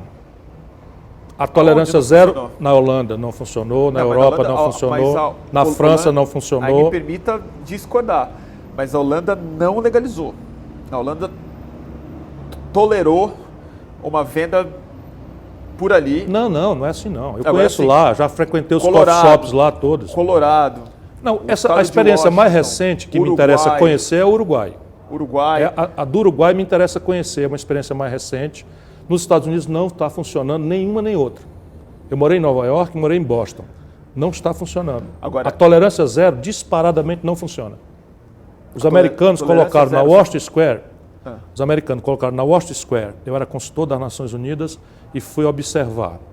Depois eu estudei a economia da droga, porque é uma coisa pesadíssima e tal. Como consultor das Nações Unidas, eu fui avaliar uma obra, se merecia financiamento ou não, porque era uma coisa da Colômbia e o medo da ONU era que estaria eventualmente financiando alguém e tal. Mas era um livro muito sério sobre a economia da droga. Vamos dizer, o que aconteceria se a droga fosse uma atividade econômica, qual era a presença no PIB, a consequência na taxa de câmbio e tal, e acabei dando parecer favorável para financiar, porque me interessa estudar esse assunto e eu confesso com humildade minha perplexidade, né? E nem é o presidente da República que resolve essas coisas, mas eu não vou fugir de mediar essa discussão também, trazer as experiências, ouvir todo mundo, estimular, mas eu confesso a minha coisa, então eu vou nessa contradição. Descriminalizar o uso e pesar a mão no tráfico. Tá. Isso é uma contradição. Mas você não acha que a guerra que eu quero sustentar drogas... provisoriamente porque eu não estou seguro. Tá.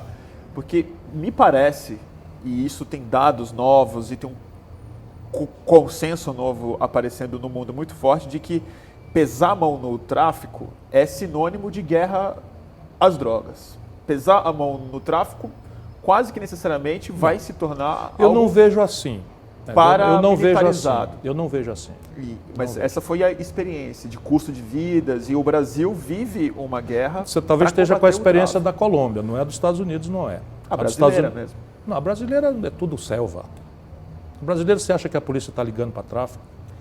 Eu acho que tem helicópteros que chegam. A polícia não está ligando para o tráfico. Na cabeça do policial médio, Sim, quem usuário das drogas pesadas, cocaína, êxtase, essas coisas que a classe média mais alta usa, isso daí é coisa que rico faz, e por que ele vai enfrentar o cara? Além do que se relativiza tudo. Isso eu já vi na experiência do Rio de Janeiro. Conheci o Bentivi, meu conterrâneo que morreu, que era lá da Rocinha. Conheci pessoalmente, conversei com ele sobre isso. Muita grana para a polícia. Me parece que esse é um dos temas que eu vou puxar o outro tema agora para a gente ir encerrando já, mas que é Você acha que os traficantes dos bairros de Fortaleza, a polícia não sabe todos quem são? Não, eu não tenho dúvida. E por que eles não estão presos? Porque a polícia é sócia, na verdade. E por que eles não estão presos? Então, e é isso que me leva ao ponto. Eu não digo de defender o tráfico ou de defender a ação Não, mas policial, eu não falo de uma confrontação. Mas o erro é você botar policial armado na rua para atirar a esmo. Isso se resolve com inteligência. Sabe, você tem que localizar o cara, formar a prova contra ele, ir lá e pinçá-lo. E levar e formar a culpa dele no juiz. Entendeu? Mas e segregá-lo. Então, um argumento de liberdade mesmo. E o direito de uma pessoa querer experimentar com o próprio corpo, com a consciência dela? Não estou lhe dizendo que o usuário, para mim, mim não é um criminoso. Mas ele não seria melhor que ele comprasse na farmácia? Idealmente, sim.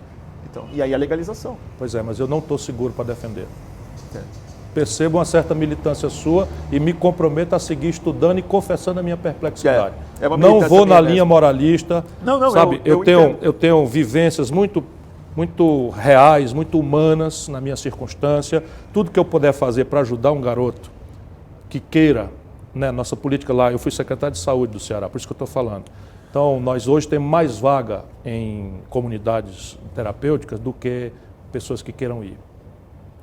É outro equívoco mesmo. Então, falta vaga, de fato faltava vaga. Homologamos sem número de vagas, hoje sobra vaga e as pessoas não querem ir. Aí, perplexo, chama a turma, não é possível que não tenha nada para fazer por essa turma que está no terminal de ônibus fudido, sabe, saindo excrementos pela boca, pela coisa e tal, por causa do crack, do óxido, não sei o que e tal. Criamos um programa de redução de dano. Carolina Aires, minha homenagem, que é um pessoal maravilhoso lá no Ceará, na Prefeitura de Fortaleza e no Estado, trabalhando essas coisas. Eu fico olhando, mas confesso a você que hoje o dominante ainda é a minha perplexidade. Mas eu tenho experiência de manejar o assunto. Aceito a resposta. E Ciro, para encerrar, mais uma coisa que, quando você fala, eu acho uma fala muito importante sua, desse ideal de felicidade que a gente vive hoje em dia, que realmente... Referido ao consumo. Referido ao consumo. Que ele não é simplesmente muito ruim para a alma da pessoa, gera consequências muito graves na sociedade, mas a gente está vivendo cada vez mais essa cultura gerando quase que um suicídio da própria espécie, da própria estabilidade da natureza.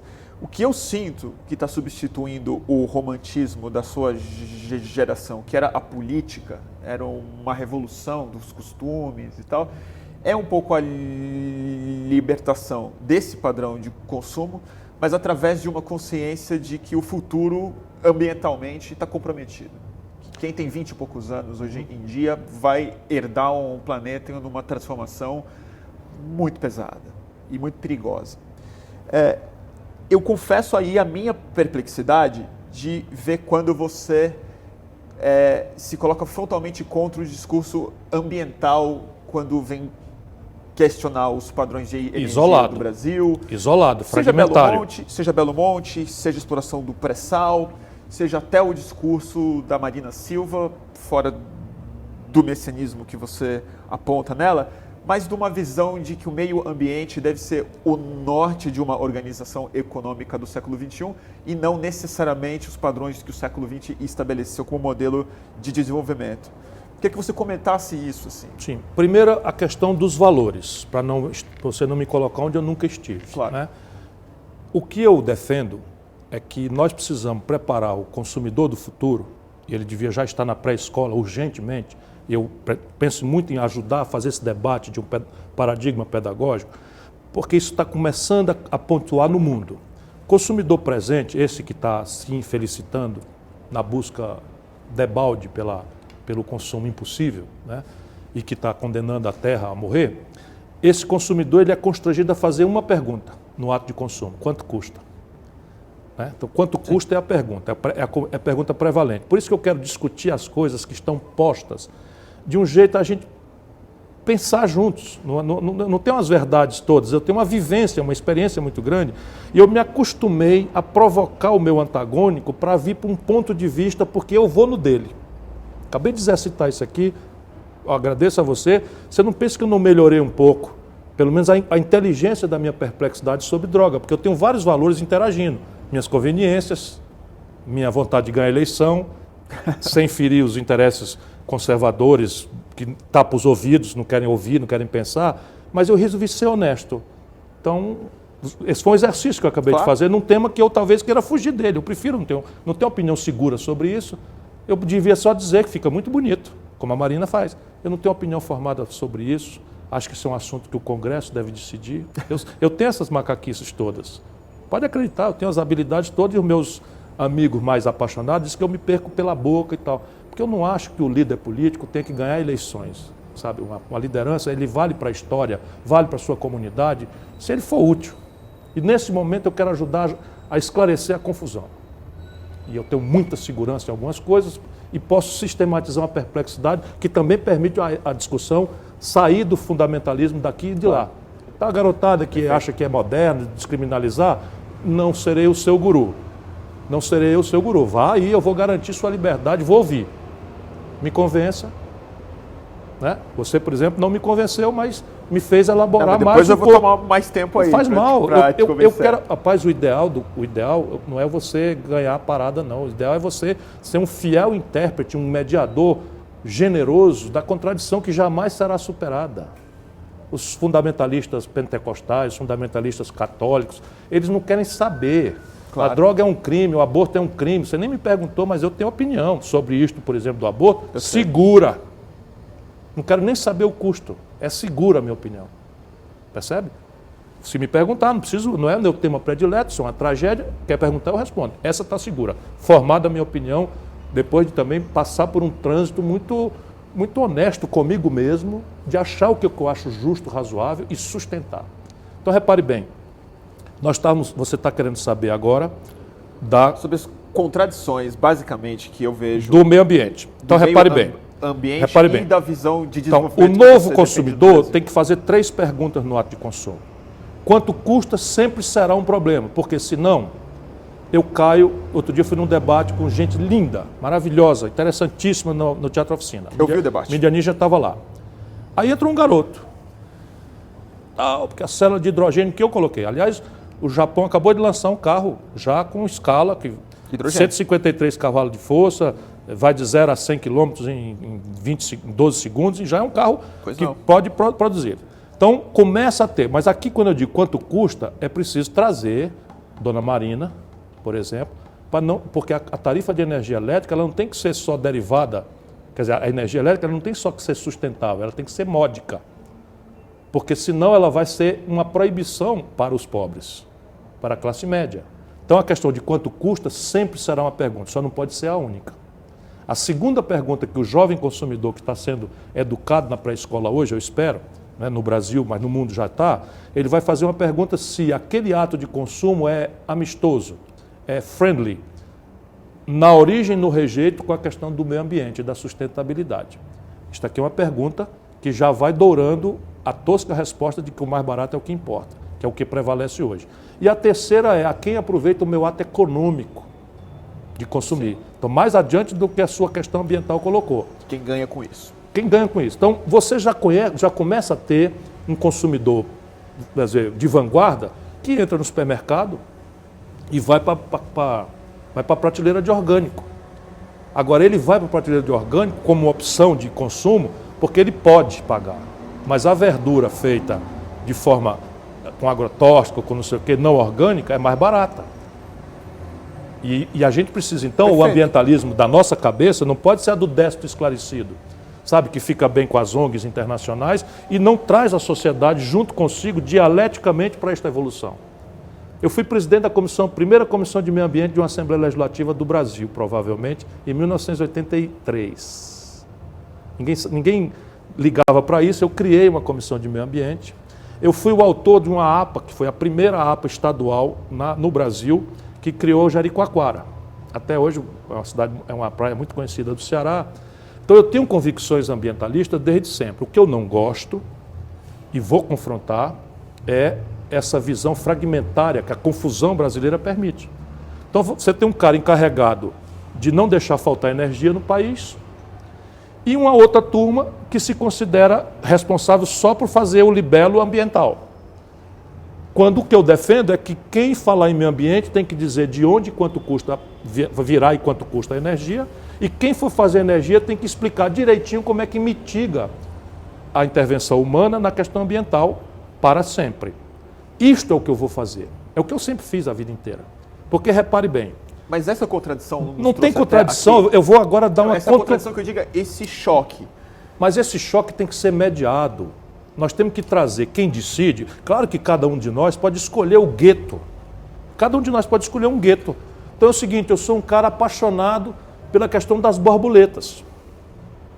Então eu posso transferir a minha vocação para a questão de dedicar a minha vida. Eu, por exemplo, minha fantasia é me filiar naquele Whale Warriors. A minha fantasia hoje, meu escapismo, não é droga.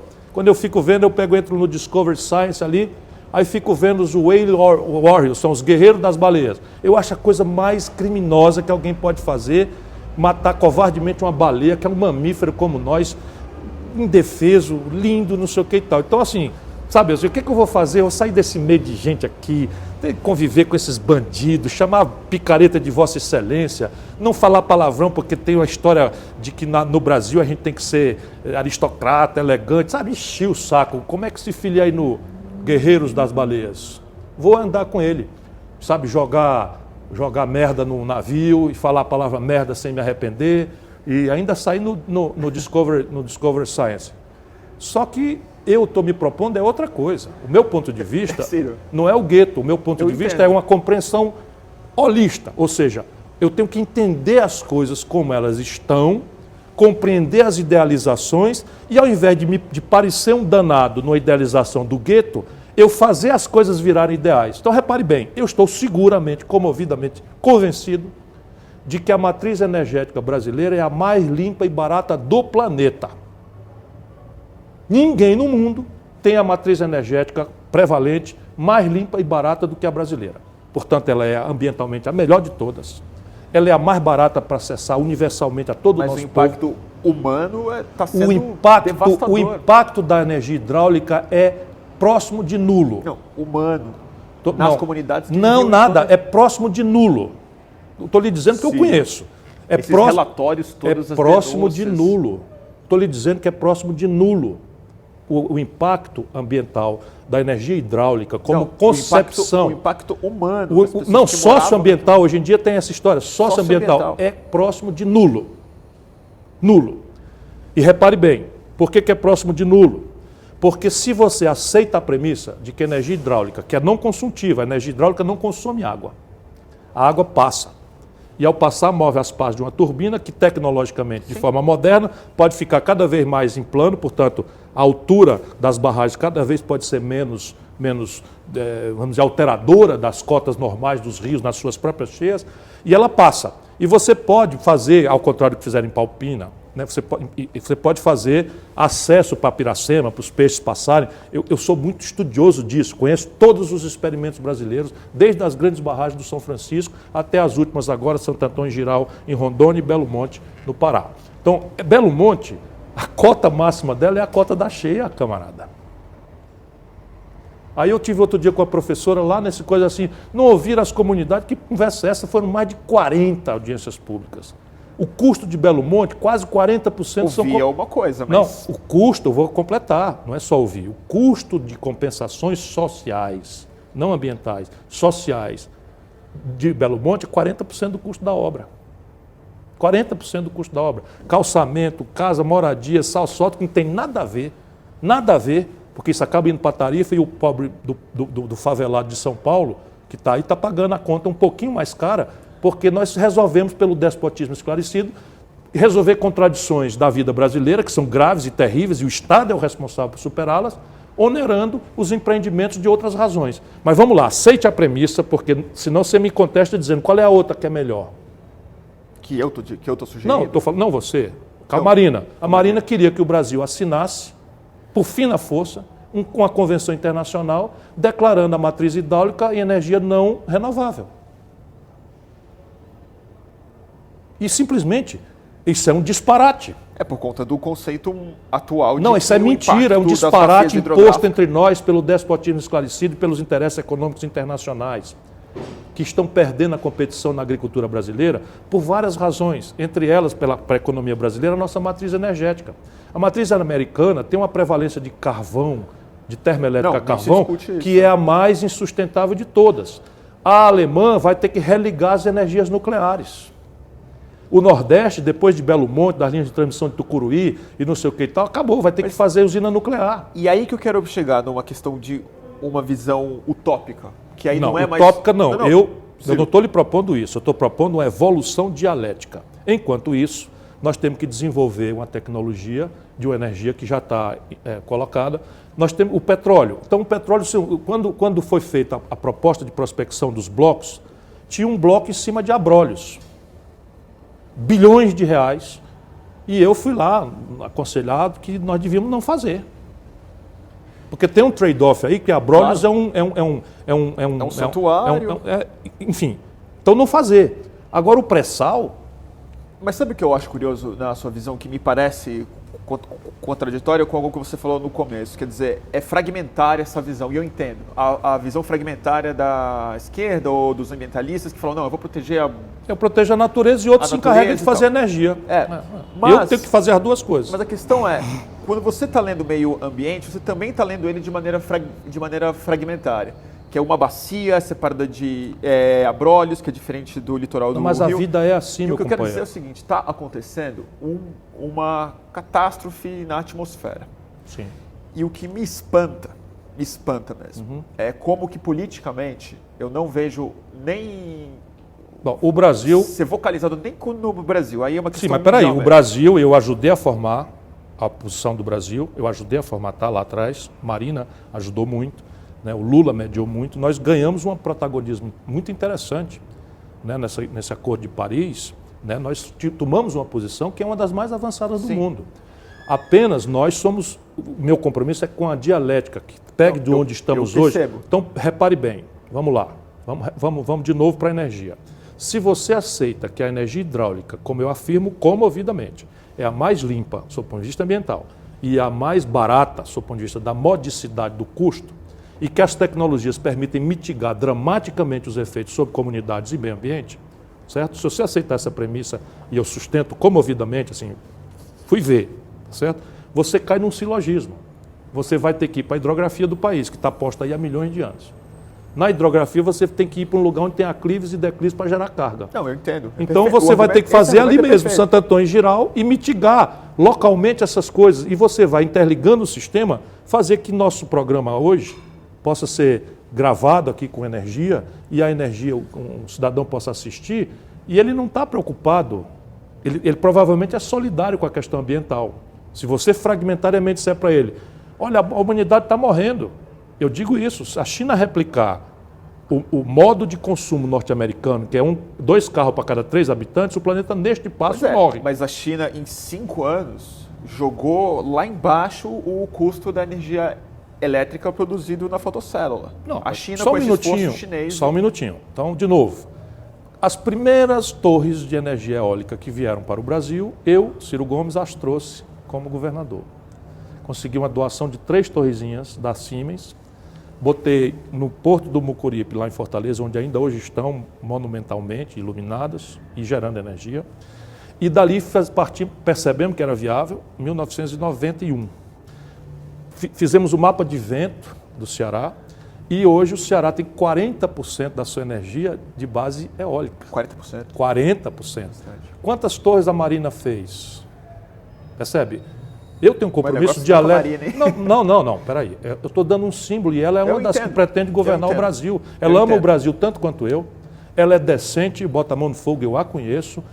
Ainda que ela possa estar eventualmente aborrecida com as minhas críticas, eu a respeito. Acho que ela ama o Brasil com a mesma força que eu amo, mas ela está arriscada a ser presidente da República com esse olhar fragmentário e que não consulta a realidade brasileira. Por exemplo, sabe qual é o buraco? Eu vou repetir. Nas contas do Brasil industrializado com o estrangeiro, vida dura, meu patrão, dura a vida. Entre o que o Brasil industrializado vende para o estrangeiro e o que o Brasil compra de produtos industrializados do estrangeiro, tem um buraco de 120 bilhões de dólares. Sim. Quem paga isso? Petróleo, petróleo, outras minerações e agronegócio.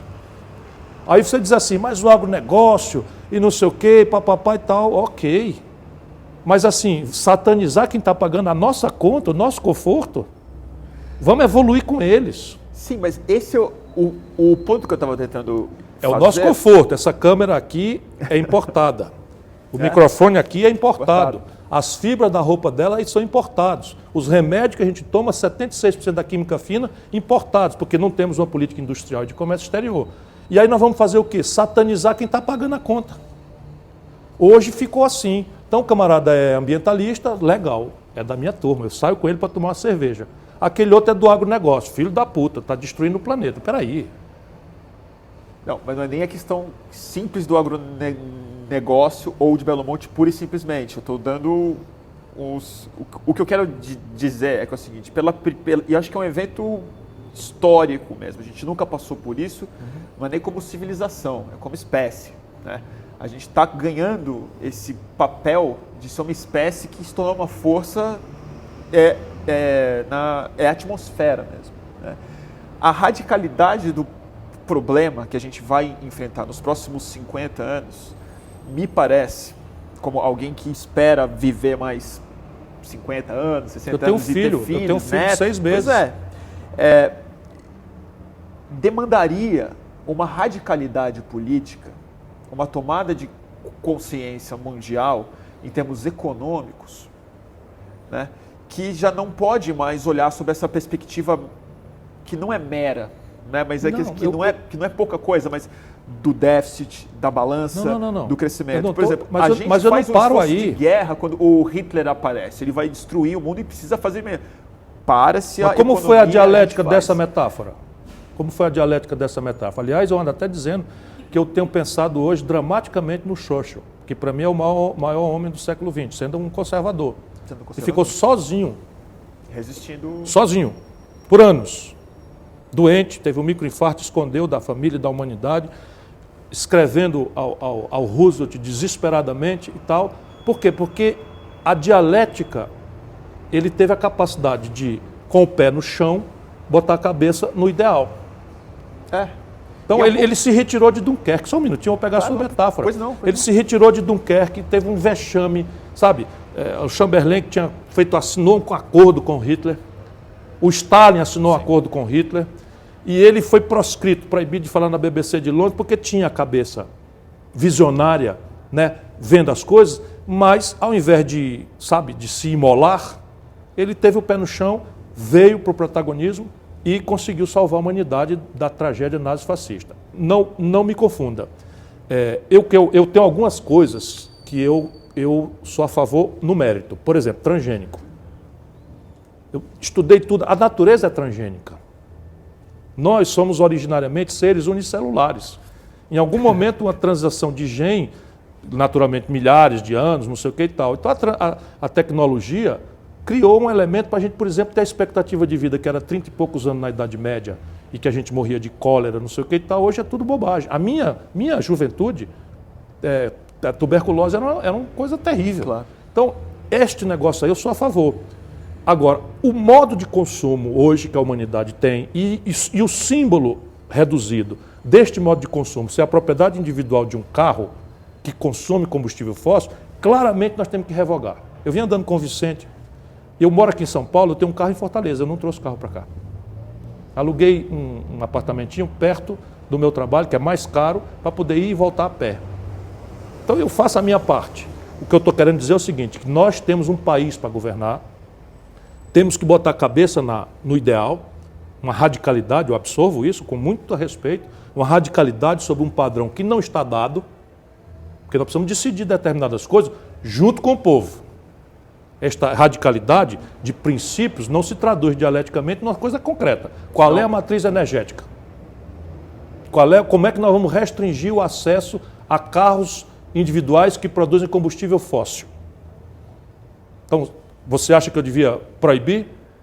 O que é que eu faço com toda a indústria metal-mecânica que tem a ver com isso? Então, a radicalidade ideal, ela vira gueto se ela não tiver compromisso com a evolução dialética de onde estamos.